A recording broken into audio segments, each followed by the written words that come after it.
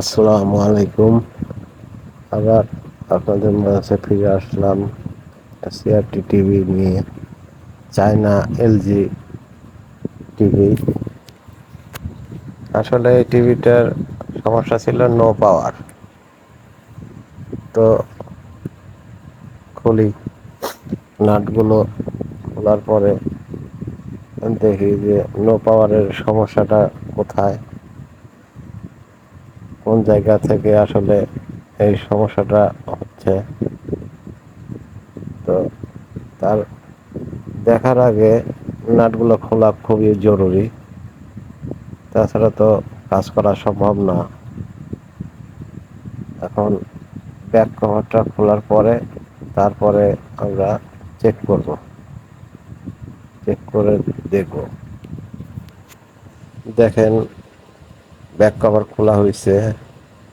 খোলার পরে চ্যাসিসটা টান দিয়ে বাইক করি, সব কেবলগুলো ডিসকানেক্ট করে দেই। এগুলো স্পিকারের তার, এই দুটো।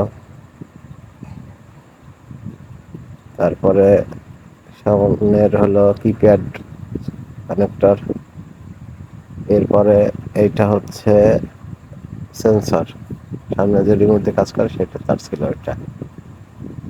এখন দেখি, না তেমন কিছু দেখা যাচ্ছে না ফিজিক্যালি, কোনো ডিস্টারবেন্স নাই, সব কিছু মোটামুটি চোখে ভালোই দেখলাম।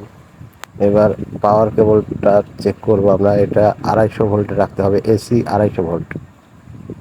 কানেক্টরের দুই মাথায় মিটারে 2 ক্রপ ঢুকিয়ে দিয়ে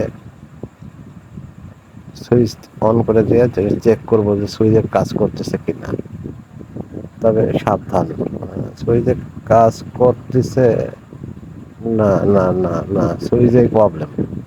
আসলে সুইচটা খুলি আগে, খোলার পরে সুইচটা দেখা লাগবে। ভালোভাবে সুইচ দেখতে হবে যে সুইচের সমস্যাটা কি। তবে না খুললে তার বোঝা যাচ্ছে না যে সুইচের মধ্যে সমস্যাটা কি হয়েছে। তবে ভালোভাবে না দেখলে আসলে কিছু বলা যায় না। কি বলবো বলেন, শিওর না হয়ে কিছু বলা যায় না। তো সুইচটা খুলে আসলো। এখন এর উপরে সেফটি কভারটা সরাই,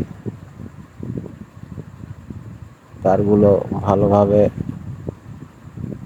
ডিভাইডেড করে দেই, ইনপুট আর আউটপুট সুইচের, এগুলো চেক করতে হবে। ভোল্টেজ ওই এসি 250-তে আছে। এবার চেক করে, এই যে এই জায়গাতে দেখেন লাইন আছে, এই যে লাইন আছে, ইনপুটের লাইন আছে, 2 সাইড করা আছে। তো এক সাইডে লাইট ওকে আছে, আর এই যে ব্লু কালার যে সাইড, এই সাইডে লাইনটা পার হচ্ছে না। তো এটা আমরা ব্লু কালারটা আসলে আমরা শর্ট করে দিয়েছি। সুইচটা অন অফ হচ্ছে না ঠিক মতো। সুইচটার আসলে অনেক বড় সমস্যা আছে। সুইচটা আমি চেষ্টা করছিলাম ঠিক করার, কিন্তু যেটা নষ্ট তো নষ্টই, কথা নষ্ট কখনো ভালো হয় না। আবার কি বুঝবো, আমার কাজের অভিজ্ঞতার থেকে আমি বলতেছি, অনেক জিনিস দেখা যাচ্ছে একটু সমস্যা আছে।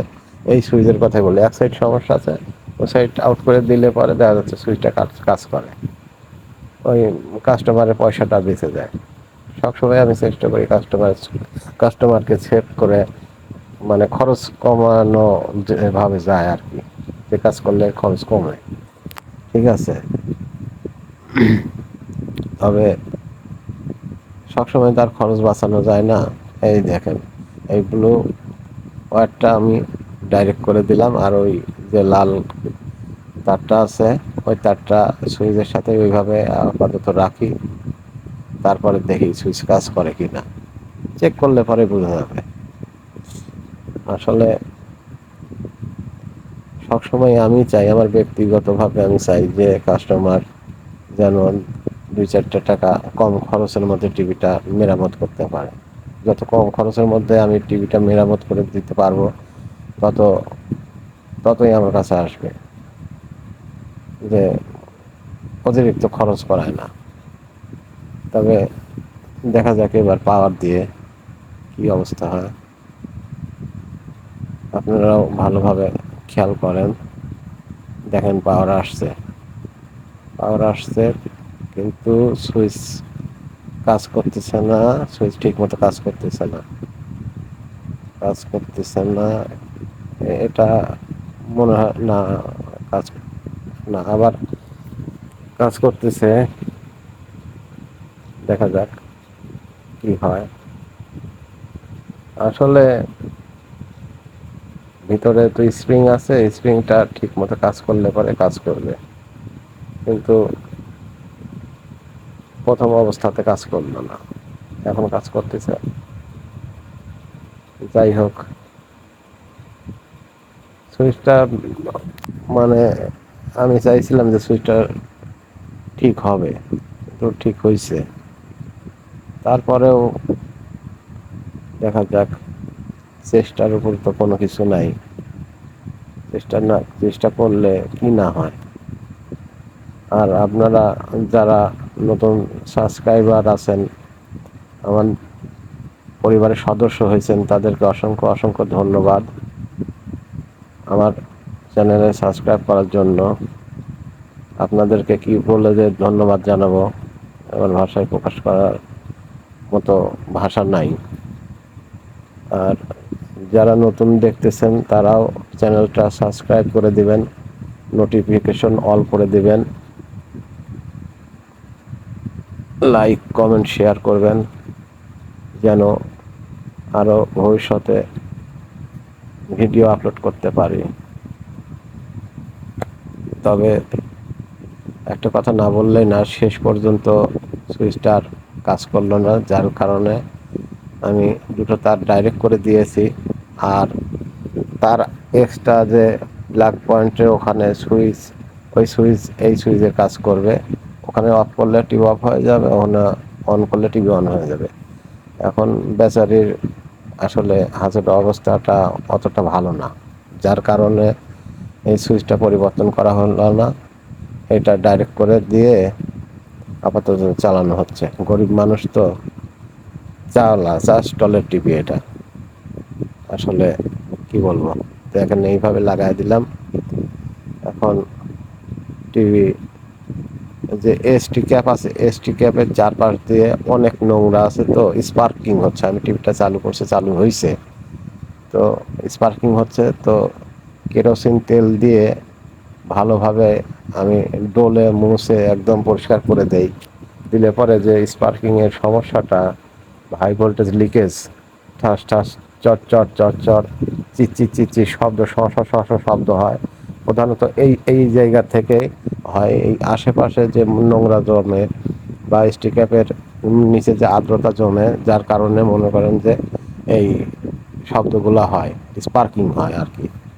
যদি আপনাদের বাড়িতে, সবার বাড়িতে তো কম বেশি সিআরটি টিভি আছে, যদি আপনার কানে আসে শব্দ, চট চট চট চট, ফস, তারপর চিচির, নানান ধরনের শব্দ করে, এরকম একটা শব্দ করে, মনে হয় যে বাতাস বইছে, তো খবরদার ওই টিভির উপরে বা সাইডে হাত দিবেন না টিভি চালু অবস্থায়। একটা শক লাগতেই পারে, একটা অ্যাক্সিডেন্ট হতেই পারে। তো সাবধান থাকাই ভালো। অসাবধানতা আসলে জীবনে অনেক বড় ঝুঁকিও আনতে পারে।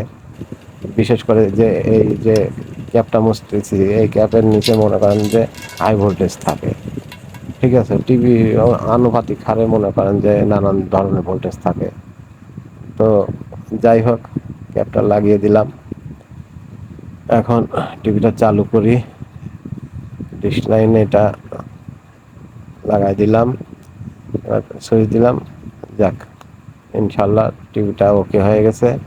আপনারাও দোয়া করবেন টিভিটা যেন ঠিক মতো চলে, আমিও দোয়া করি যেন ভালোভাবে চলে। আপনারা সাবস্ক্রাইব করে দিন অবশ্যই অবশ্যই অবশ্যই। ধন্যবাদ। আসসালামু আলাইকুম।